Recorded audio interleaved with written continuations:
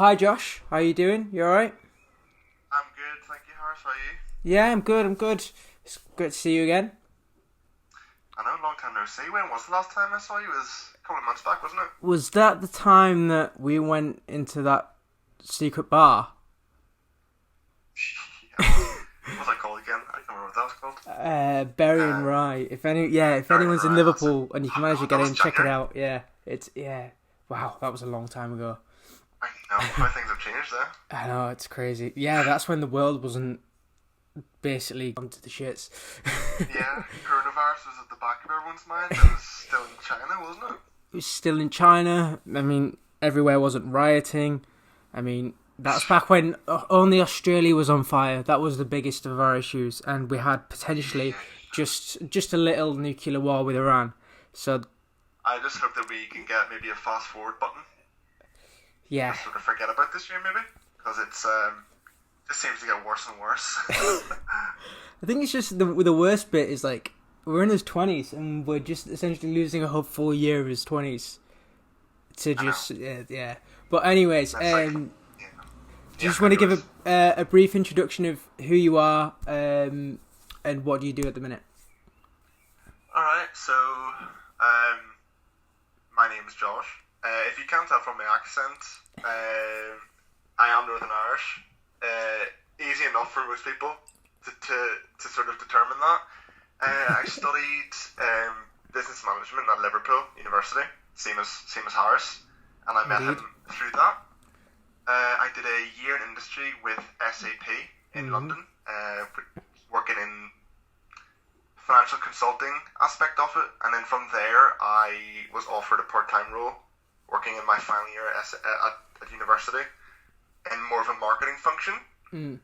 and through that I have been working with them until the end of July, and hopefully, fingers crossed, I'll be moving on to a new chapter in my life working in financial technology with a more smaller company perspective within Belfast. Sounds good. So this episode's going to take a bit of a different road. How it's just we've both, as Josh mentioned, we both went to the same uni, and essentially we both ended up doing our dissertation on the same thing without actually knowing. I was a year ahead of him because I didn't do the year of industry. So I'm actually going to have a bit more knowledge in this episode than compared to other episodes. I did my dissertation on the electrification of the automobile industry, and Josh did pretty much the same thing. What was yours titled? So mine was more not towards the electrification, but focusing primarily on lithium-ion batteries Right. within electric vehicles. So yeah, this is, and I've had a bit of experience of research of working with lithium-ion batteries as well, and this is just episode. What we're going to be talking about is essentially the whole EV industry as a whole. For any clarification, EV stands for electric vehicles, and we'll probably delve a bit quite deep into lithium-ion batteries as well. Just the last bit at the start is what inspired you to kind of do your dissertation on the electrical vehicle industry. So I was struggling for ideas, and it was through my placement year, my manager sort of raised the idea of maybe talking about electric vehicles Mm. and sort of comparing this here to internal combustion engines. And I brought this forward to Simon Snowden, who Good I'm old sure Simon you're well aware of, Snowden, yeah. supervised for both of us. Yep. And he mentioned that you did your dissertation on it as well. Yeah. So I thought, okay, I can't do the same as ours. So I changed mine towards lithium-ion batteries, and it's such a relevant topic at the moment. And Yes. it's such an important topic, and I think for many years to come will be fundamental in changing aspects that are so important to us as individuals as well as collectively as a planet. So it is an interesting area, and a lot of viewpoints you can take in analysing sort of the topic as a whole. Yeah. To be fair, Josh's reason is probably a bit better than mine. I was just one of them probably annoying Tesla fanboys, and I wanted to do a little bit further on that, and then I had to delve right into the industry rather than just analysing Tesla. So better man than me. So yeah, It's still is true. So to be fair, it's probably best to kick off in the aspects of, because we spoke about lithium ion, and while it's kind of fresh in the minds, like for anyone that doesn't know, lithium ion batteries is essentially the battery that operates in cars, electric vehicles, and they operate from they have some rare earth metals, which such as lithium ion, neodymium, dysprosium as well, and they are essentially, they're not just in car batteries though, they're in pretty much everything that we use, really, from iPhones to laptops.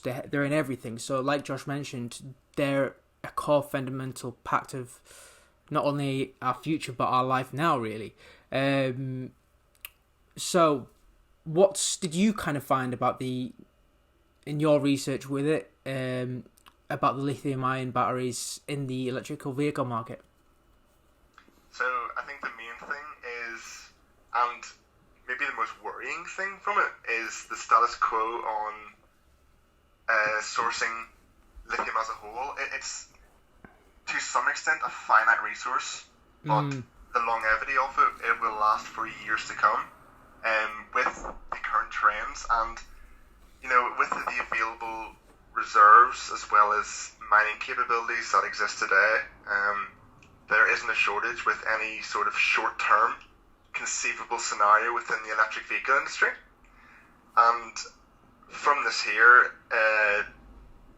it sort of led to a lot of companies and countries as well to have, to some degree, complacency in sourcing the material, which is very highly geographically concentrated, and it's primarily found within 3 regions. These regions are North America and Australia, which source about 25% of lithium each. And then on top of that there is Argentina, Bolivia and Chile in South America. The lithium triangle, as they call it. Give or take 40 to 50% of the world's lithium. And this area, I'm sure that Harris knows, it's known as the ABC Triangle. Yes. And the lithium here, in contrast to other regions, is really, really highly concentrated. So it's impeccable quality compared to other sourcing regions. And the reason behind this is because of how it's sourced in Lake Brine. Yes. On very, very smooth salt plains at quite a high altitude. So it is open air, very, very low capital intensive to source, as well as the only other component needed is water. So it is cheap, provides a lot of income, and has a high return based on the demand that is continually increasing because of how big and growth the EV market is becoming. What's the because I remember seeing there was a lot in the South America. You mentioned North America earlier. What are the areas in North America that they have it in? So the main area is in Nevada, and this can be reflected in the Gigafactory. I'm sure you've heard of Tesla.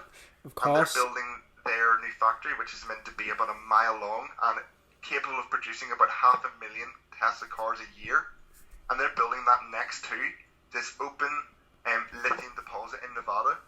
I think it's called Spark City, which is quite relevant to EVs. And so they're building their factory close to the supply and trying to secure that. I think what's a good thing as well, like I can't remember the exact statistics, but I know that Australia have rapidly increased the mining of lithium, along with other rare metals as well. But the interesting thing about obviously these two continents compared to the one in South America is that it's economic and political stability. So you look at the ABC Triangle, you've got Bolivia in there, which is notoriously unstable and obviously doesn't have any waterway access as well. So while EV manufacturers have looked at trying to get lithium out of there, they've done the cost analysis and just thought it's not worth it investing in this country purely because of the unpolitical stability and the way. Who knows what's going to happen in the future, because as the greater demand for not only electric vehicles but more laptops and more phones increases, the supply of lithium is going to be shortened and there's going to need to be an access to that source. Is it Argentina and Chile that all part of the ABC as well? Yeah, and to just top up on the concerns you mentioned with South America, you're 100% right. It's there's a lot of major problems with it. One of which is political. So in Chile, for example, the lithium market is incredibly regulated, and because of this here, you see in domestic sourcers, primarily SQM, being awarded contracts. And because of this here, it drives up the price of the commodity. And in contrast, Bolivia just don't have the development. They don't have capabilities to develop large-scale lithium sourcing. And Argentina are faced with problems in around exporting the good. Their ports aren't developed enough to transport lithium to other countries. This is the thing we kind of the whole of South America has had for so many years is so much governmental influence in the size of business that it's just been, growth has been so stagnant for so many industries with them, especially with commodities. Unless certain areas of South America have essentially just taken ridiculous advantage of their resources, ruined it, and then had to essentially give the control to other countries. I'm thinking of Venezuela and their oil industry in particular. But yeah, so this is the thing. It's a fantastic material that has worked to help our society so far. And when I was actually reading your dissertation, it was great to see because you kind of stressed that it's the best thing for the short term, which seems evident. But in the long term, there are potential other avenues which could be used to power electric vehicles. What are them? So the main alternative would be fuel cell electric vehicles. And what this can do, and the main sort of selling point of this here is the ability to gain domestic supply. So the non-reliance on other countries, which will help in lowering the price as well as the political implications associated with this here. Because the main component of fuel cell electric vehicles, let's just say FCEVs for short, just so you're having to say that all the time, is that the main component is hydrogen, and this can be sourced through industrial capabilities and stored quite easily. And on top of this here, the implementation of hydrogen can be put into existing infrastructure. So already existing petrol stations and things like this here. And they address a number of concerns associated with lithium-ion batteries for the consumer primarily. And that is sort of centered around three concerns. That is infrastructure of charging stations, the price as well, which is most relevant for people of lower socioeconomic backgrounds who have more readily available choice with internal combustion engine cars, as well as a much greater second-hand market. And the third concern is range.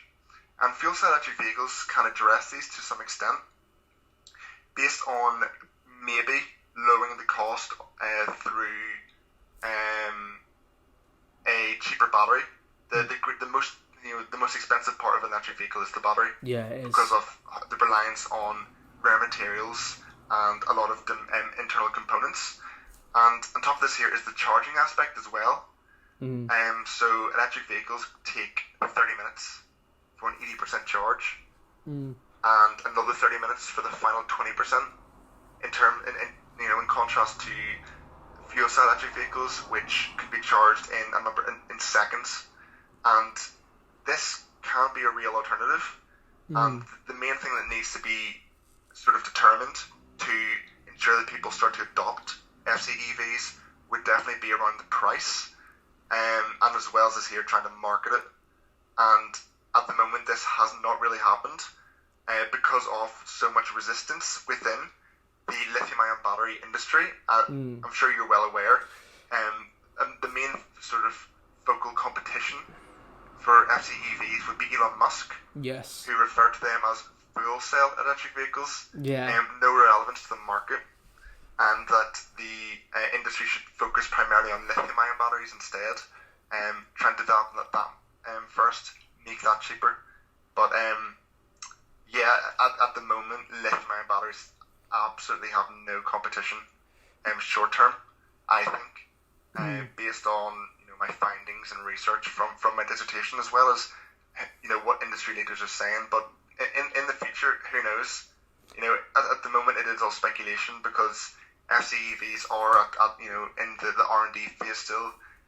They've tried to build some cars in California, but people don't want to buy something that can't travel far or is unreliable or at the moment is too costly. Yeah, I think. With sorry, continue. No, go for it. No worries. But yeah, just to final off on that there, at the moment, hydrogen refueling stations, I think I remember their initial investment for these are 1.8 million pounds, and although they can't use existing infrastructure, the process of actually storing hydrogen is costly because of things like how highly pressurized it is. Yes. And this can add to things dangerous, Yeah. Things can explode, and this also brings with it consumer hesitation as well. Well, this is the thing as well. Like, it's not just hydrogen ones that it's very hard to transport as well. When I was doing my research, there was the lithium. There's a big sector of how dangerous lithium is and lithium-ion batteries are to travel. So that you can only travel a very small amount if you're traveling it by plane. And then there was numerous cases. I mean, we've all seen at least one video of a Tesla blowing up, and that's because of the battery overheating.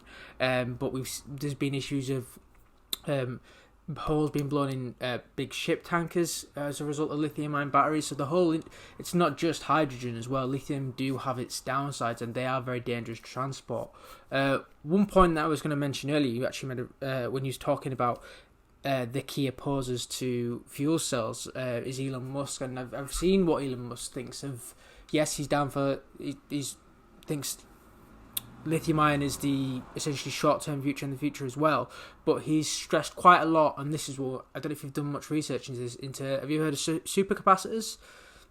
Yes. Yeah. So for everyone listening, supercapacitors, unlike lithium-ion, really, they store energy in a chemical form, and in that chemical form, they store the energy within like an electrical field, which enables the supercapacitors to emit at high energy densities, which enables to combat the range anxiety issue, so you can have a long charge cycle, and it helps with the rapid charging and discharging.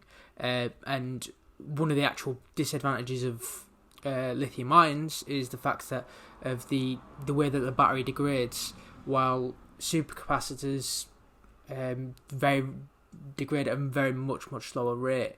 However, a lot of this kind of work is not there yet, and also a key factor of why supercapacitors aren't there is the fact that they do have quite a higher internal leakage current. So to explain that a little bit further is the fact that pretty much a lot of batteries have internal leakage currents where if you charge it, there's just going to be a little bit of batteries, the energy that go out. Maybe not all batteries, sorry, but I know it's very common in lithium ions, the batteries that solar panels use. So that's what essentially internal leakage current is, just energy leaking out of the battery. And the big disadvantage of a supercapacitors is the fact that it leaks out at a much higher rate. But one thing we also did kind of touch upon, which I did like your analysis on, is the fact that what consumers want essentially. So within your fuel cell argument, you talked about helping reduce the cost because the battery is the most expensive thing in the electric vehicle, and increasing the range. Now, these are two big factors which are probably EV growth is still going at quite a big rate at the minute, but they're probably the two main factors that are holding it back, really, because, like you said earlier, electric vehicles are affordable for everyone, like from those with low socioeconomic backgrounds, and there's still that undoubted fear that if you run out of charge, then what are you going to do? Considering as well batteries, I think it's the Nissan Leaf.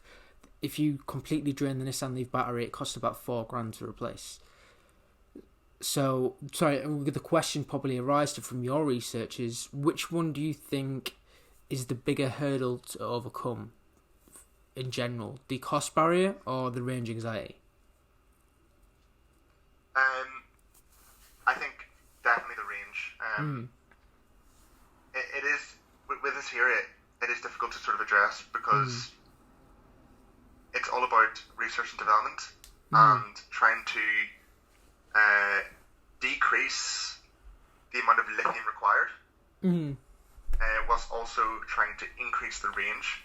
And I think one of the main methods of addressing this here is through infrastructure. So another concern for consumers, so trying to make sure that there is as much fuel charging or electric charging points as there is petrol stations, for example, and addressing the concerns that customers have so that they can travel, and there will be readily available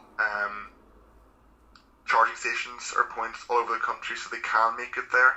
And if you look at Tesla and Elon Musk, to address what you said about the Nissan Leaf, they want to make batteries that do have longevity, that can last for a long time. For example, they're at the moment trying to research a 1 million mile battery. Wow. And that is beyond any conceivable range that a car is expected to make in its lifetime. I still think the current battery that Teslas have, you can buy you can buy obviously a better battery for however much you're going to pay with Tesla, but you look at it from a general perspective that a 300 mile battery range isn't too bad, to be fair, but like you said, it's still, you've got to break them barriers down even further, haven't you? And one thing that, in regards to your infrastructure comment, one thing that Tesla have done really well for moving ahead is the fact that they've provided their own supercharging stations pretty much all across the world, which are just available for Teslas. And that's such a key advantage for someone who's thinking of investing in an electric vehicle. They're going to have to spend a lot of money, and they get that external attachment with it as well. And I think it's interesting to see as well, because there are so many ways to approach this infrastructure thing. There's a really good company called Ubercity, and they operate in Berlin and London, and to address the kind of charging infrastructure concerns throughout Europe compared to America, because America was only founded a few hundred years ago and it's got a load of space. So not everything's being built compact onto each other, apart from maybe a few cities. Compared to in Europe, where people have been together for thousands of years in that continent, and there's narrow streets, cobble streets, everything's right close in and close together, especially in the kind of big cities where most people have them. And what Ubercity have done is they've started building EV chargers into streetlights. So you've already got a source of electricity, and it's pretty much everyone can charge anywhere in the city, which is a very good innovative way of solving the infrastructure issue. And just on top of that, we can't criticise this here, but we just need to remember that EVs as they are today are still less than 2 decades old. Yes. They began in and around 2008, and the growth they've had since then is phenomenal. Your Tesla have, I think, around 16 to 18,000 charging stations in the US alone. Mm. So I think that they're definitely making waves, and it is all about trying to address how to flip consumers from traditional internal combustion engines and over to EVs. And I think that with the urgency that will happen, especially around the personal cost associated with ICEs, with the rising environmental implications, I think that as time will go on, people will be motivated more and more to switch to EVs. If you look at things such as peak oil as well, which is, have you heard of peak oil? I've heard of it by reading your dissertation. So for anyone listening, just give it a brief description of what peak oil is. So peak oil is the theory that oil will reach a point at its highest, and then from that point there will be a terminal decline in oil that will never reach that high level ever again. And it is quite apparent that the production of oil meets demand so as to ensure that there isn't too much oil to lower the price of the good. And eventually there will come a point where there is not enough oil to fit the demand, and basic theory of supply and demand will then mean that the price of the commodity will increase, and therefore it will make it much more attractive for people to switch to electric vehicles. And on top of this here is the environmental concerns, which will motivate governments to take action as well, to try and encourage people to switch to EVs through tax incentives, such as in China, where electric vehicles are allowed to drive in city centres and ICEs can't. And in the UK, where there is at-home charging kits, and the government will pay for 75% of the cost of those charging kits. Wow. For the electric vehicle home scheme or something like that there.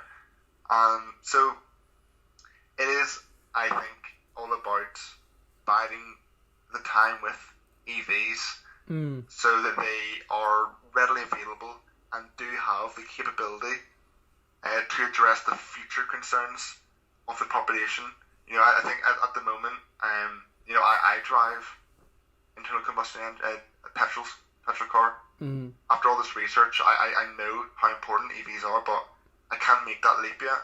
Yeah, because it's just expensive. There's not enough to convince me that I'll be able to use it to its full capability in the countryside where I live. Yeah. So it is all about the collaboration, inter-firm collaboration, as well as through global bodies like with the Paris Accord and the Kyoto Protocol, as well as governments, to try and ensure that EVs can be there when ICEs fail to meet the expectations of consumers. What's also interesting is the fact that you said that there as well, is the fact that it's not accommodating to your needs, especially in the countryside. I don't know if many people know this, but the actual running costs of cars is electric vehicles are much cheaper compared to internal combustion engine vehicles. This is down to a multitude of factors, just because electricity is essentially cheaper than oil. The design of an electric vehicle, while it may be harder to make all the batteries and everything, the actual parts is significantly less in an electric vehicle battery than in an internal combustion engine. The internal combustion engine hasn't really been changed for nearly 100 years, and it has so many incremental moving parts, which is why the aftershock industry for cars has been thriving for years, because of the all little parts that you need to make an internal combustion engine, when it's maybe a couple dozen in an electric vehicle. I don't know the exact number because it has been a year since I've done my dissertation. Well, you're right that the powertrain is significantly smaller, as well as the engine with electric vehicles. But you touched on a good point there, actually, which I'd like to move on to, is the fact that how crucial inter-firm collaboration is. Then, because we referenced earlier, the most important point of electric vehicles growing in the future is research and development, and one thing that's been quite interesting to see is how automotive firms have been generous with their research and collaborating with each other. I think Tesla have released 450 patents relating to their battery and the powertrain for electrical vehicles. Regarding the fuel cell system, which you were speaking about as potentially the future, Hyundai and Toyota have sold their entire system. I don't know for how much it was, but they've to anyone that wants it. And we've seen even giant automakers. I mean, this is nothing new because automakers have collaborated in the past, but we've seen Ford and Volkswagen come together and for their EV design to try and get past that hurdle really. And I think they've got that. The one good thing about Tesla is that they made the mark in their industry and they've worked the big boys up, and now everyone's working together. Well, not everyone, but a lot of firms are.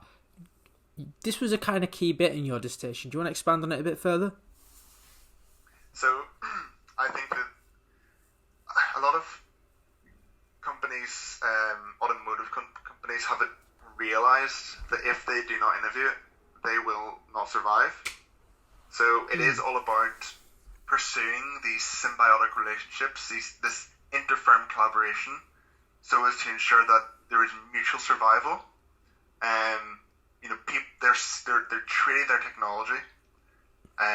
These automotive electric, these petrol car companies like Volkswagen, like BMW, like Hyundai, they are actively sharing their technology, so they can benefit from other companies, sort of their innovation, so as to survive and provide a marketable product. On top of this, here is the ability to drive down the cost as well. If you look at Dyson, they wildly underestimated the cost to enter the EV market, and they were expecting to put about £10 billion in, compared to Volkswagen, which has put about 300 billion. It's just unattainable. You can't do it. You need a vast amount of resource and capital expenditure over a long amount of time. So these companies are doing this here. And what you'll tend to see is with the legacy car companies, which already have seen declining sales in the ICE industry, such as the likes of Chrysler, they will just continue to dissipate and eventually just cease to exist. So it is an act of survival, and although they will still be competitors in the marketplace, they will still, in the design and the research phases, I think that it's a necessity. And Tesla, what they're getting out of this here, as solely being in the EV industry, is that the insight through things such as mass auto production, and even though they are a market leader in the EV industry, they can't be completely siloed from everyone else, and innovation from other companies is important, because you're seeing success with the e-tron series of Audi, and the Jaguar I-Pace and the Nissan Leaf, which are the Renault Zoe, which is very, very cost driven and can undercut Tesla. So Tesla want to learn from this as well, and I think that it is a game of, to some extent, cat and mouse, trying to see who can out innovate people or competitors, but at the same time trying to make sure that they survive as well. It's you've hit the nail on the head really, because Tesla made that big first push and now everyone's scrambling. I think for Volvo recently announced, it wasn't recently, it was last year, so if anyone's heard, essentially all the vehicles that they release now are either going to be fully electric or hybrid, doesn't matter what it is, and that's been majorly spurred by the likes of where this kind of innovation push and this this competition push has been from China as well. So Volvo are owned by a Chinese auto manufacturer called Geely, and these are the ones that are pushing electric vehicles as well from the eastern side, and then which is kind of a nice little kind of way to move on to the next segment, is really how big China's influence is in this, and because China have widely adopted electric vehicles more than anyone in the world, and we've seen Western automakers look at this as a massive opportunity as well. It was only last year where Tesla was the first company that was allowed to build their own factory in China. The way that China usually operate is that if you want to sell or make things in China and you don't want to have to pay them high tariffs, is that you have to partner with a Chinese company, and then that often means a lot of sharing of intellectual property or technology, which then Chinese companies can essentially used in their own way. That's a whole different conversation, really. But you, within your research as well, you kind of discovered, it is fascinating because I saw it as well when I was doing my dissertation, how big China are in the whole of the EV industry market from start to finish. It's not just about the consumer, it's about the supply side as well. I mentioned at the start of the podcast that a material called neodymium. Did you do much of research of neodymium in yours research? I did. Yeah. No, it was mainly around cobalt and lithium.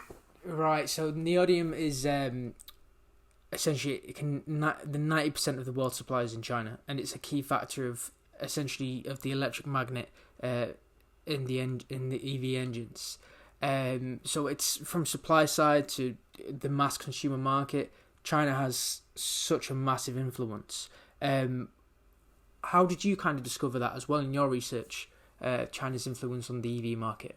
It is quite concerning, to say the least. And it's not just the fact that they can influence the market; it's the fact that they can just, it's crazy. Own it, essentially. Yeah, it is upstream and downstream from the Fuka company, as you said.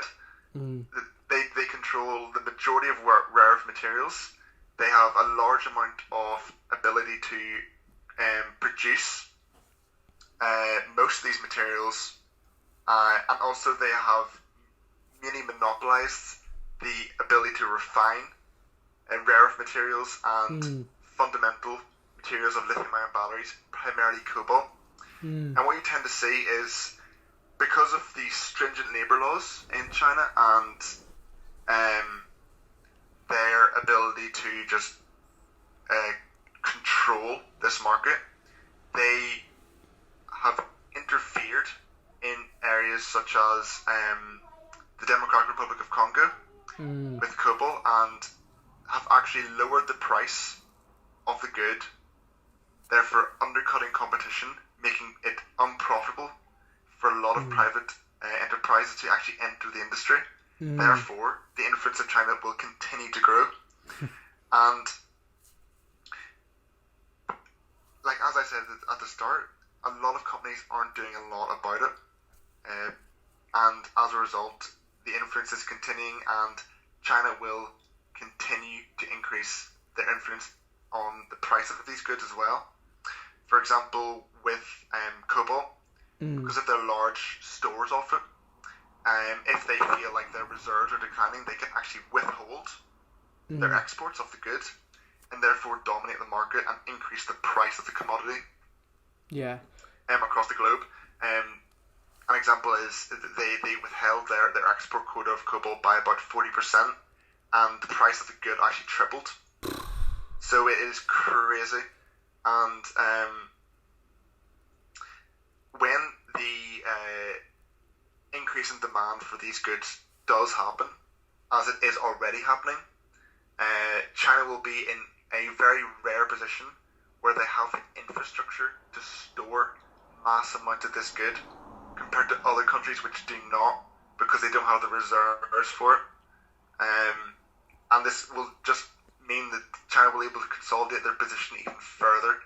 So it is concerning. And on top of that there, like I mentioned at the start, the four main areas being South America, North America, or three, South America, North America, and Australia for lithium, China are buying up producers in these countries, therefore having an even greater control at the source, such as with Talison, a lithium-ion extractor in Australia.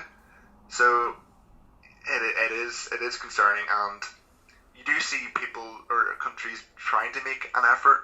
For example, with the Mountain Pass rare earth mine in the USA, which could have the possibility of maybe decreasing the reliance on China, but it does mean it will take a lot more than just one mine to do that. So yeah, this is it, and they have, like you said, they have so much control over it as well. And we were speaking earlier about trying of like having replacements for certain materials with electric vehicles, and cobalt's probably one of the most difficult, as it's it essentially is the kind of cathode material which in pretty much lithium-ion batteries, and it's very kind of hard to replace, especially from what I've found anyways.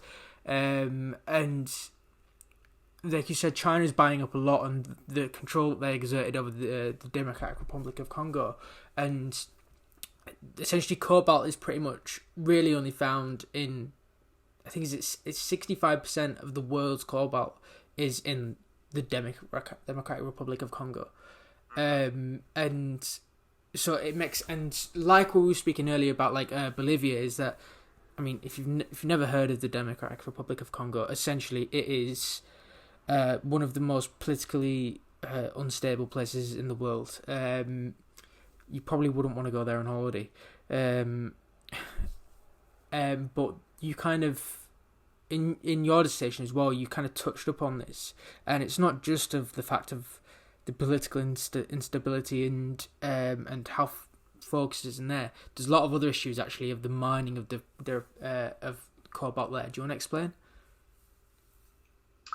So, as you mentioned, it's confined to one country, which is the DRC, and within that, it is confined to a single region called the Katanga region. And the main concern with the extraction of cobalt is that there is no accurate way of determining how much cobalt there is on the marketplace. And the reason behind this here is because of how cheap the good is to export at the moment. It is primarily sourced as a byproduct from other materials extracted from the DRC, primarily copper. And there's a lot of implications associated with this here, primarily ethical with the DRC. And it has sort of been raised to the world stage on what companies and countries alike should do about this. And the main problem is no labour rights. There's only 200 mining inspectors for the entire region, so it's completely, you cannot police it, as well as the child labour use as well. Yes. And the primary method of sourcing the material is through artisanal small-scale mining. So this is small groups of people who aren't employed by a private company, as well as the use of undocumented refugees from neighbouring countries, such as the likes of Uganda and Sudan, who will come in and use this method of mining as a source of income. And as a result, they aren't documented, so abuse is rampant. And it's come to the point where companies and countries alike have been accused of things like neo-colonialism and just showing a blind eye to the actions that are happening. And it has now come to the point where it is potentially a responsibility for these companies to ensure that labour rights are upheld in an area where the country cannot do it itself. And as well as the fact that you cannot ignore the amount of cobalt available in the DRC. There is nowhere else that can on the planet that can provide the amount that will be needed, especially with the increase in demand. So I think the companies do need to take some stewardship in this here, and any other alternative, such as recycling or potentially even mining on the sea floor, has a long way to come before actually becoming a possibility. Well, that latter point I kind of want to move on to next, is the fact that seafloor mining has been, I think the BBC released an article behind it quite a while ago, and essentially they've got the machines now to essentially do the mining. And when you're mining cobalt as well, it's only very little trinkets that you find on the seabed floor, but you collect them all together, and it sounds good as another avenue to kind of get it. We already take oil out of the sea, so your first view might be, well, what's wrong with this? But it can have a significant worse impact on the ocean floor as well, as you're probably more directly impacting, you're going across the seabed rather than into kind of the core, So you on a wider surface scale, you are impacting, and it's impossible. It's literally impossible to kind of predict any kind of ecological impact, because once you impact one animal, does that impact another animal? Does that impact another plant, etc., etc. But I mean, everyone knows this stat of like we've only explored of the 5% of the world's oceans, right? Whether that's true or not, it's a small amount of figure of what we've explored. So if we're going around and down to the deep bottom bits of the ocean and collecting all these minerals and disrupting essentially what we don't even know is down there, that can have significant impacts of what may happen further down the line. So yes, it is a fact of companies probably do have to take a lot more responsibility, but is it just, it can't, it's probably not just, what the probably bigger complexity of that is, if you said this to the likes of the automotive companies, well, you use a lot of lithium batteries so you've got to, and that has a lot of cobalt in, so you've got to, do this, and they'll be like, well, what about the laptop manufacturers? What about Apple? And because there's so many lithium ions in so many products that we use now, it's how do you? I mean, you could do it, but it seems a big task of like, how do you get all these companies to go together to kind of exert influence of putting more rights in that area? It could be argued that can be done just from an individual basis. So, the companies themselves providing things like proper tools or safety equipment, as well as incentives to try and stop things like child labour, which constitutes about 10% of the current small-scale mining workforce, and through this here trying to encourage education initiatives. So it does not have to be from a macro perspective, and I think that it would have a massive effect on things like the CSR and brand image of the company that's doing it, as well as the pursuit of social responsibility that is always emphasised now, and taking advantage of this here could provide a counter argument if they're ever accused of things like greenwashing as well. The thing with the CSR avenues are a really good point to kind of encourage people more. I don't know if it's in terms of electric vehicles, like people seem like they're doing that anyways for they feel like they're being socially responsible buying an electric vehicle, but I mean, it still doesn't seem like people care that much especially when it comes to vehicles, with the fact that Volkswagen had the emissions scandal, and then a year later they went back to being the biggest selling the most cars in the world. It's just how fickle consumers are. Yeah, exactly. Like people, we all care, but we all don't care enough. And that's the thing. It's so difficult to pin down. Like we do, like we're speaking about the child labour aspect. Like anyone that's listening, we can all agree that's terrible and that shouldn't happen. But if that cobalt goes into our iPhones, are we going to go to Android? But yeah, it's like you said, consumers are fickle, especially in the kind of demand of where we get what we want pretty much whenever we want in the Western world now. One point we did kind of probably trickle over earlier, which probably should be taken more of a view to kind of find these materials, is the actual process of recycling lithium-ion batteries. I had a previous guest on, we spoke about the circular economy and how essentially, we do pretty much, we all know how much we waste, and this could be a conscious effort from the automobile industry to continually invest in recycling the likes of the rare earth materials that are in the batteries to help shift us towards more sustainable and more obviously circular economy. You did a little bit of research into recycling lithium-ion batteries. What did you actually find? That is not adopted as much as it should be. The recycle rate is very low, and the reason behind this is because there already is a steady supply of the resources required. And it is important, and I think that it should be widely adopted, not just in terms of the environmental perspective, but also to help protect against market forces as well, and price fluctuations that occur with these materials because of external forces like China and with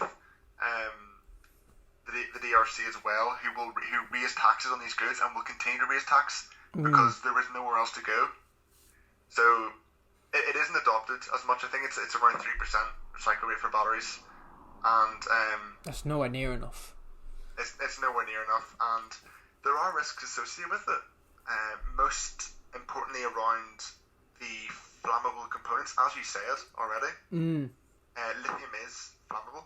Yeah, extremely flammable. There is a possibility, I don't know how big or how small this possibility is, but through the recycling process, batteries can explode. So this provides the aspect of endangering workforces in, could this battery provide or cause hazards and injuries and things like this here? So maybe would it be worthwhile to import lithium instead? And then on top of this here, there is this ability to get it from for cobalt, for example, on the seafloor, and then this would provide a supply that would meet any conceivable scenario ever. There's about 120 million tons projected of these rare earth materials on the seafloor, but then this would bring in ecological concerns like dredging. And then there's seafloor mining of lithium, which is an infinite supply of lithium. It will last forever, but there's low concentration and therefore low quality, and there isn't the research available for it. So it is exploring all these different alleys that can be maybe pursued to try and remove this over-reliance on regionally concentrated areas, whether it be recycling, whether it be seafloor mining, or sea brine instead of lake brine. So there is a lot of things that need to be taken into consideration. Yeah, I think as the kind of EV industry is kind of getting off the ground now and it's getting its growth, I think it's because it is obviously the future and it's better than the alternative at the minute. Well, it's a guided way to go into the future, and a lot of governments have been given a bit of a pass to essentially, to cause these environmental damages. The kind of one confidence I do have from kind of recycling the batteries is it's already been, the automotive industry has already kind of gone through this shift before. They've had the experience of it. So in traditional internal combustion vehicles, the battery is full of lead acid. So this has been done for years now, and to the point where it's pretty much nearly a closed loop system, where the fact that 90% of lead acid batteries now are recycled from previous batteries, and there's more of an incentive as well because it's cheaper from battery manufacturers to make them from recyclable materials rather than raw materials. So it's been done before, but obviously it's getting going again, and then it's probably trying to apply it to make it even from a more difficult scenario because there is more chemical differences in EV batteries compared to traditional lead acid ones. But I think I do, with the amount of innovation that's probably been going in this industry, I do have confidence that recycling the batteries will come at some point. Well, the ability's there already. You can do it. It's just trying to make sure that risks are mitigated and price is reduced to make it a profitable venture compared to the alternatives, which is sort of the main thing of anything associated with the EV industry at the moment, trying to reduce costs of aspects of it. And I guess it is all about continuing innovation as well as just trying to buy time and encourage the pursuit of these alternatives as well. Alright, here's a bit of a different question for you. Well, not massively different, but if you had the choice, Audi e-tron or a Tesla? I think it would have to be an e-tron. Oof. Yeah. I think it's more to do with the aesthetics of it. It does look a lot. Well, I mean, both cars look good, but the Audi e-tron does look significantly better. Yeah, it is. Yeah, I think that it would be that there, and Yeah. although with Tesla you do have a lot more choice. I think yeah, go for it. I would have to go with the e-tron. Yeah. What about you? This is so difficult because I completely agree with everything that you're saying, but I'm not sure the e-tron has autonomous driving, does it? And well, Tesla, it's not classed as fully autonomous. It's nearly there. It's actually quite far off to being fully autonomous, but it's functionable as well for it to be autonomous. And I really do like that idea, especially like if you're driving on a motorway as well. It's so handy to have. Just imagine being able just to put one hand, not really concentrate, zone out a little bit. I'm not encouraging anyone to do this if they do have an autonomous vehicle. Well, I know that the e-tron does have cruise control, so yeah. But if anyone who's watching this really, listening to this, if just have a look at both of the cars, and it'd be great to get your opinion on any of these social media platforms that I'm on, because a lot of people that I speak to, I always get different answers. I think you get a lot of the people that are still a bit salty towards EVs, like to go for the Audi, just because of it's a recognised brand, but it's a very tough situation, especially when you see the performance miles as well. I think it's the e-tron has quite a long range as well, but it'll be great to see. Right, well, thank you for that, Josh. That was a really great talk. It was actually nice to speak about something that I have more knowledge on, like, than compared to when I speak to, like, generally half the time I'm just not really contributing that much. So I've really enjoyed this. Thank you, Josh. That's no problem. It's been an absolute pleasure. Thank you. Yeah, it's been interesting to talk about it and talk with someone who is like-minded about it as well and enthusiastic. So I've got one last question, and this is it. If you can give any advice about anything, it could be anything that's something particular that you want, or it could be general. What would it be? It can be anything you want. I ask this to everyone. I would have to say, from what I've learned, university, the pursuit of degree is not the be-all and end-all. Yes. If you don't get into university, for example, I think that it's definitely the end of the world. It's something that I've realised as well. There is a lot of other opportunities that maybe I could have pursued, and maybe come out with a little bit less debt as well. So, yeah, definitely not there. I think that, especially now, with this COVID-19, an exploration into other opportunities to gain education and qualifications, it's really worth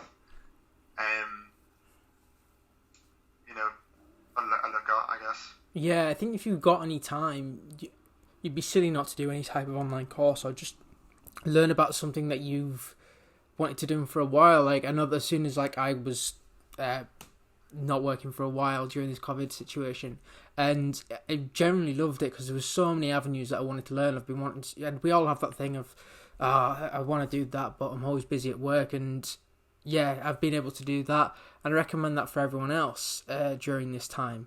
Well, it's a bit towards the later end of it, but and yeah, I agree with the university aspect as well. I remember having a big toss and turn whether I was going to go to university or not, and I think looking back on it, I don't regret it because I met some great friends, as same as you, and I did have a good time. But I think in our educational system, I don't know what it's like in other countries, but in the UK, I think when you're in that kind of small gap between sixth form and uni, it's almost like a big pressure to go to uni, and in reality, the best advice I could give to anyone as well is maybe take some time to think exactly what you want to do. We allow 18-year-olds, which like when I look back what I was like at 18, I think like I'm probably still an idiot, and I'll think this again in 2 years' time about myself now. But I look about myself when I was 18, I'm an idiot then. I should not be making big life decisions like that. But it is what it is. You got anything to add to that? Absolutely nothing. I think you've hit it in words nicely. I think that it definitely. With things like apprenticeships and work schemes and joining opportunities within the public sector and aspects like that, there is a lot of things outside of university that can be done.